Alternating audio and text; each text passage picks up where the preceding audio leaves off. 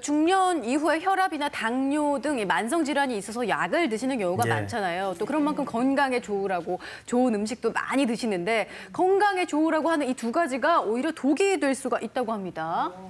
예, 대개 이제 약 꼭 하나씩 드시잖아요. 혈압약 아니면 당뇨약 아니면 또 아스피린 드시는데 그리고 또 이제 요즘 이렇게 지금도 방송 보고 계시지만 뭐 좋은 음식 뭐가 좋다 해서 많이 드시고 또 뭐 여러 가지 영양도 사서 드시는데 사실은 이렇게 우리가 굉장히 좋다고 알려진 음식 중에서 지금 드시는 약하고 같이 먹으면 상극이 되는 음식들이 꽤 있으세요. 지금부터 좀 말씀을 해드릴게요. 네. 네. 정말 사람과 사람 사이한테만 궁합이 중요한 게 아니라 약과 음식도 만나서는 안 될 사이가 있는 거예요. 사랑하면 안 될 사이.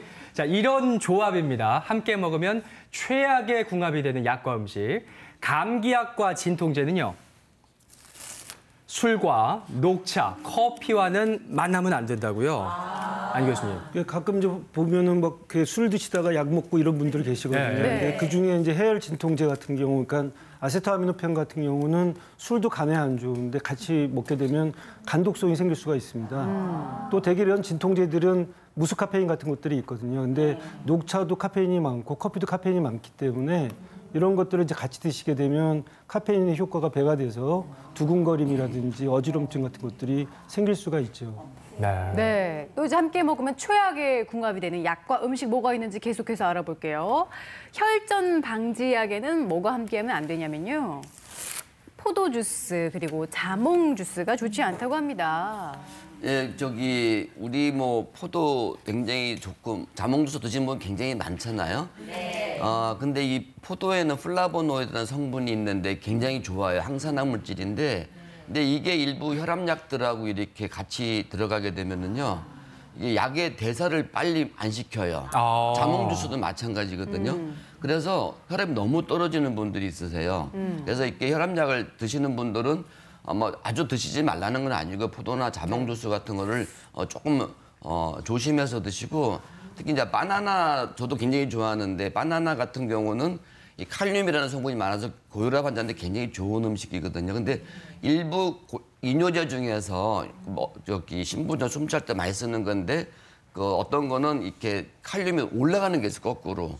그래서 이거를 야채나 바나나 너무 많이 드시면 이걸 드시면 그게 올라가서 막 심장이 두근거리거나 맥박이 느려지거나 콩팥이 아주 나빠지는 경우가 있어요. 그래서 한 번쯤은 선생님한테 제가 먹는 약에 이런 게 없는지 야채를 많이 바나나를 먹어도 되는지 물어보셔도 좋습니다. 그리고 더 주의하셔야 되는 거는 즙으로, 농축액으로 드시는 거는 늘 조심해야 된다고 교수님께서 강조해 주셨었어요. 네, 고혈압과 이 자몽 주스가 맞지 않는다는 거 저희가 방송에서 여러 번 말씀드렸으니까 이런 거는 외우고 계시는 것도 괜찮을 것 같고요. 자. 계속해서 살펴보도록 할게요.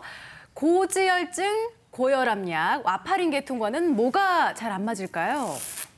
양배추, 시금치, 청국장을 같이 드시면 안 좋다고 합니다. 우리가 흔히 먹는 건데요, 이것도. 네, 다들 뭐 지금 뭐 야채 많이 드시고 콩 많이 드시라고 그러는데 사실은 이렇게 여러분 그 부정맥 환자 중에서 피를 엉기지 않게 하거나 판막증 있는 분들이 와파린이라는 약 피가 엉겨붙지 않아야 그게 이제 엉겨붙으면 떨어져 나가면 뇌졸중이 오잖아요.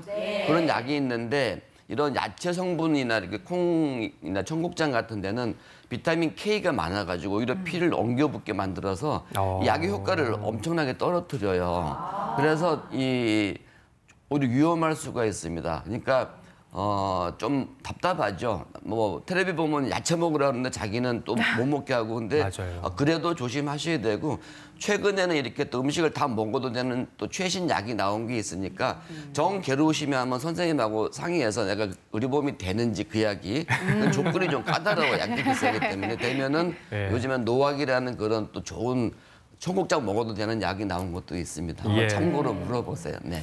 우리 오 교수님 정말 세심하세요, 그렇죠? 우리도 식성까지도 또 속상할 것까지 속상하셔서 생각해 주시고. 약값도 중요하잖아요. 그럼요. 이 다음 질환은요 보면은 알레르기약, 항생제 훨씬들 많이 드시는 약이에요. 오렌지 주스와 자몽 주스가 별로다. 그러니까 이제 오렌지 주스나 이게 자몽 주스 같은 경우는 나린긴이라는 성분이 있습니다. 근데 이런 것들이 사실은 우리가 알레르기 약제 중에 펙소페나딘 같은 성분이 있는데 그런 거의 효과를 떨어뜨리고 또 흡수를 갖다가 억제하거든요. 그래서 항생제 같은 경우는 또 이런 오렌지 주스나 이런 것들이 산성이기 때문에 항생제 효과가 좀 떨어질 수 있으니까 이런 주스를 드실 때는 조심하시는 게 좋겠습니다. 사실 저도 이제 알레르기 약을 먹고 있는데 오렌지 주스는 너무나 흔하게 마시는 거라 이게 안 그렇죠. 맞는지 몰랐습니다. 오늘부터라도 좀 피해야겠다는 생각이 들고요. 마지막으로 또 살펴볼 약은 항생제인데요. 네. 뭐와 먹으면 안 될까요? 우유, 요구르트 등과 맞지가 않다고 합니다. 그래서 우리가 이제 살아가면서 항생제를 안 먹을 수는 없겠죠. 근데 드시게 될 때 이제 모든 항생제가 그런 건 아니지만 우유나 요구르트에는 칼슘 같은 미네랄이 많습니다. 근데 우리가 이제 테트라사이클리한 항생제라든지 퀴놀론인 항생제들은 한번 이렇게 보시면 성분이 그런 걸 드시는 분들은 우유나 요구르트랑 같이 약을 드시면 안 되거든요. 그런 성분들이 이제 그런 칼슘 미네랄의 결합이 돼서 흡수가 안 되거든요. 근데 그렇다고 그러면 이런 항생제를 먹는 분들이 우유 요구르트를 못 먹는 거냐? 그렇지는 않고요. 한 서너 시간 정도 인터벌을 두고 약을 드시고 나서 드신다 그러면 큰 문제는 없을 것 같습니다. 네. 사실 앞서 본 것들 그 술 빼고는 제 생각에는 다 건강에 좋은 것들이잖아요. 일부러 챙겨 먹는 건데 약 드실 때는 좀 조심해야 될 부분이 있다는 거 강조해 드리고요. 네. 근데 이제 만성 질환 있으신 어르신들은 어쩔 수 없이 약을 많이 드시는 경우에 꼭 좀 같이 먹으면은 좋은 음식들도 있을 것 같아요, 교수님. 예. 그렇죠. 우리가 이제 만성 질환이 있게 되면은 약을 오래 먹게 되니까 그것 때문에 이제 뭐 약의 어떤 좋은 영양소의 흡수나 아니면 그거의 합성, 배출이 늘어날 수도 있거든요. 그래서 우리가 이제부터 그런 만성 질환이 있는 분들이 약을 드실 때 어떤 영양소를 드셔야 되는 건지에 대해서 좀 공부를 해볼 필요도 있을 것 같습니다. 네, 예. 그래